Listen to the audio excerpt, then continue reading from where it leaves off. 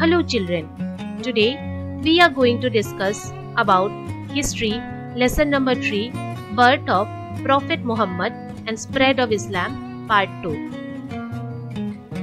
Well students, in our previous video we have already discussed about birth and life of Prophet Muhammad, how Islam began, main principles of Islam, why did Prophet Muhammad move from Makkah to Medina, how did Muhammad take over Makkah, and how did Prophet Muhammad die? Well students, in this video we will discuss about the spread of Islam.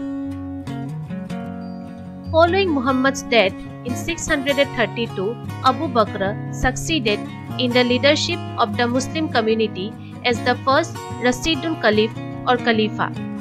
Well students, Khalifa means leader or ruler, and Rashidul Khalifa was the first of the 4 major caliphs established after the death of Prophet Muhammad. As Caliph, Abu Bakr brought all of Central Arabia under Muslim control and was successful in spreading Islam further through conquest. He also saw to it that the Prophet's sayings were preserved in written form. The collection of sayings would be compiled into the Quran. Abu Bakr stretched the Muslim empire over Iran, Syria, Central Asia, North Africa, and Spain. They also built fine cities such as Cairo, Baghdad,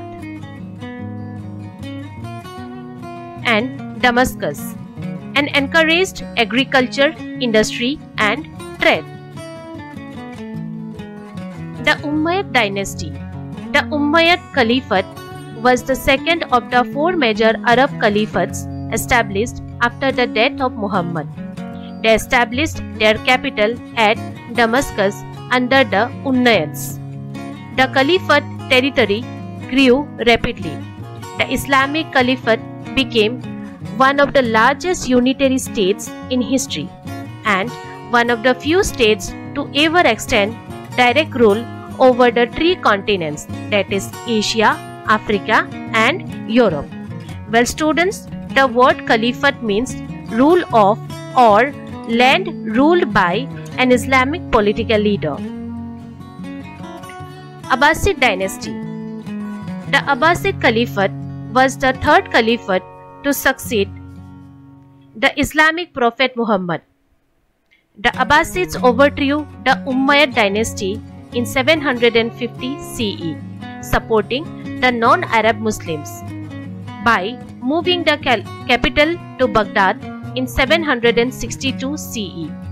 The Abbasid Caliphate is considered the golden age of Islam because it was a long period of stability in which centers of trade became wealthy centers of learning and innovation.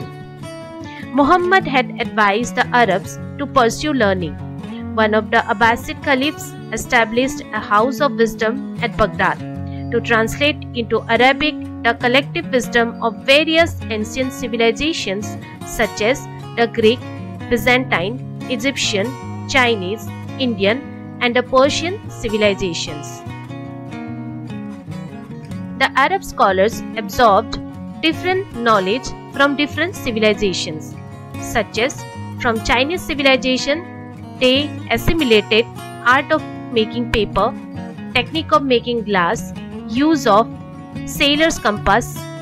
From Greek civilization, they had absorbed geometry, from Persian civilization, astronomy, and from Indian civilization, mathematical theories, medicine, astronomy, philosophy, and administration. India and the Arab world. Even before the life of Prophet Muhammad, the Arab traders were in contact with India. Merchants would regularly sail to the west coast of India to trade goods such as spices, gold, and African goods. Naturally, when the Arabs began to convert in Islam, they carried their new religion to the shores of India. In 712 CE, an Arab expedition under Muhammad bin Qasim defeated the ruler of Sindh and occupied the entire province. The Arabs could not spread their influence to other parts of India because the Rajputs were too strong for them. The Indians were generally not receptive to the rich treasures of Arabic learning and civilization. The Arabs, on the other hand, learnt a great deal from the ancient Indian civilization. The Turks. By the 9th century, the Arab Empire split into a number of independent kingdoms. The Turks established 2 independent states in Central Asia such as Ghazni and Ghor. The credit of establishing the Muslim rule in India goes to the Turks. Sultan Mahmud of Ghazni was the first to penetrate deep into India. He was successful in breaking up the military strength of the Hindus and plundering the wealth of India, but he did not establish his empire here. Well, students, we saw that Islam is an Abrahamic monotheistic religion teaching that there is only one God and that Muhammad is a messenger of God. It is the world's second largest religion with over 1.8 billion followers or 24.1% of the world's population. Well, students, I hope you understood whatever topics we have discussed in this video. Thank you so much.